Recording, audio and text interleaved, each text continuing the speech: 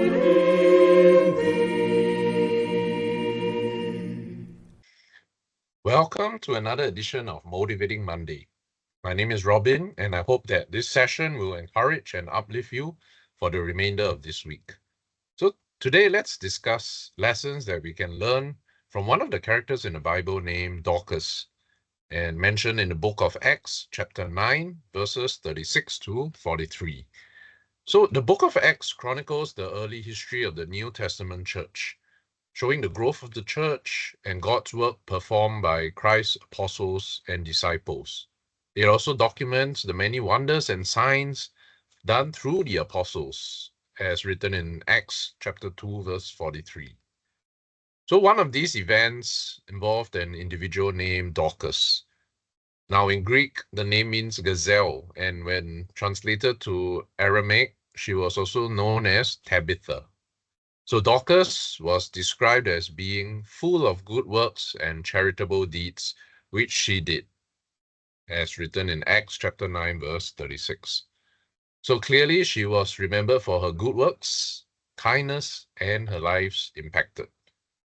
Now the account of Dorcas is both inspiring and also instructive, offering valuable lessons even for us today that can be relevant for our own personal growth, spiritual maturity, and impact on the community.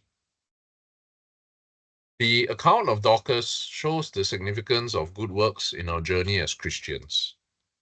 In Acts chapter 9, verse 37, we read that Dorcas became sick and died, and her body was washed and then laid in an upper room.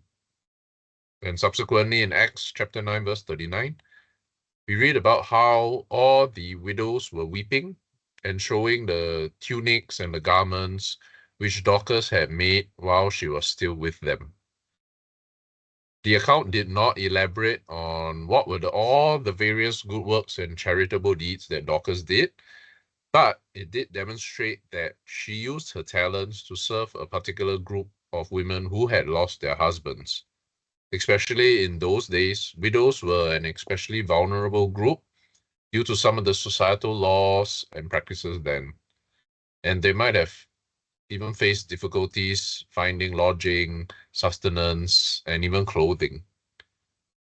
In fact, the Bible references widows specifically in some passages, such as James chapter 1, verse 27, which writes, "Pure and undefiled religion before God and the Father is this, to visit orphans and widows in their trouble, and to keep oneself unspotted from the world." So Dorcas used her needles and threads, which are seemingly small items, to make a big difference to the lives of the widows by supplying items of clothing. It was a ministry acceptable to God and which brought much comfort and relief to those being supplied such items. Dorcas' life also teaches us that faith is not merely about what we believe, but also about how we live out those beliefs through our actions. And in James chapter 2, verse 26, it states, "For as the body without the spirit is dead, so faith without works is dead also." Likewise, James chapter 2, verse 17 mentions that thus also faith by itself, if it does not have works, is dead. So through her acts of service, Dorcas exemplified the principle that good deeds are the fruits of a strong faith. It also reminds us that every act of kindness is valued by God.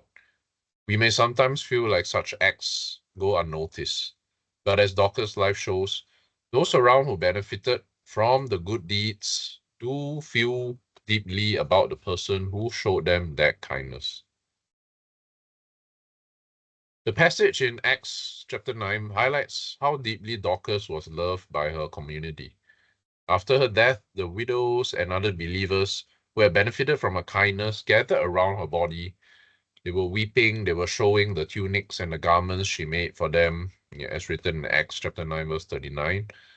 And this emotional display of mourning speaks volumes about the goodwill Dorcas had built through her service.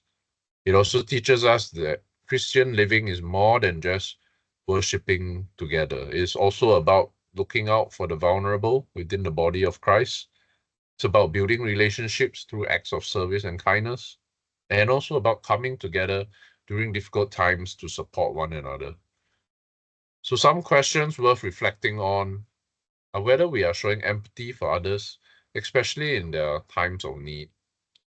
What kind of relationships are we building within, but also outside of the body of Christ?